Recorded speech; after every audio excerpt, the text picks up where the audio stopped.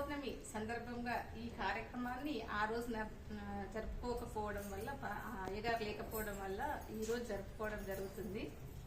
ఆ రోజు కూడా మేము చాలా గుర్తు చేసుకున్నాం, అయ్యో అయ్యగారి వాళ్ళు అవకాశం ఇస్తలేరు అని. ఈ రోజు అవకాశం ఇచ్చారు. అసలు మాకు శంకరాచార్యుల గురించి కూడా ఎక్కువ ఏం తెలిసేది కాదు. అయ్యగారు మాకు శంకరాచార్యుల గురించి చెప్పిన నుండి ఎక్కడ చూసినా శంకరాచార్యులు అంటే ఇట్లా అని తెలుస్తుంది. ఎక్కడ గుడి చూసినా మాకు పవన్ అయ్యగారే గుర్తొస్తున్నారు. మేము మొన్న కాశ్మీర్ వెళ్ళినా కూడా అక్కడ అడుగుతున్నారు అంటే అప్పుడు అయ్యగారు గుర్తొస్తున్నారు మాకు. శంకరాచార్యులు అంటే ఇట్లా ఇట్లా ప్రత్యేకత ఉంది.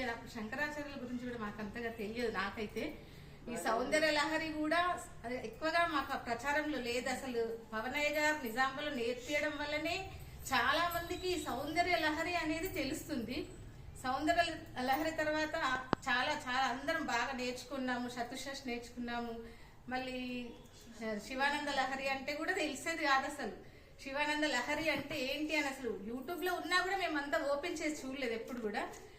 అయ్యగారి వల్లనే ఇది సాధ్యమైంది మా అందరికి. ఇక్కడ చదువు ఇక్కడ నేర్చుకోవడము చాలా బాగా సంతోషంగా ఉంది. మాకు కూడా చాలా కోరికలు తీరుతున్నాయి. చదువుతుంటే కూడా ఇంట్లో కూడా రోజు ప్రాక్టీస్ చేస్తుంటే కూడా చదువుతుంటే కూడా మంచిగా అనిపిస్తుంది. ఈ పవనయ్య గారు మనకి ఇట్లా ప్రచారం చేయడం, భక్తి మార్గంలో ఇట్లా శాక్త పరిషత్ ఏర్పాటు చేసుకొని ఇట్లా నేర్పియడము, ఇది కూడా ఇంకా ఇట్లా కంటిన్యూ చేస్తూ అక్కడక్కడ ప్రోగ్రామ్స్ చేయిస్తూ ఉంటారు.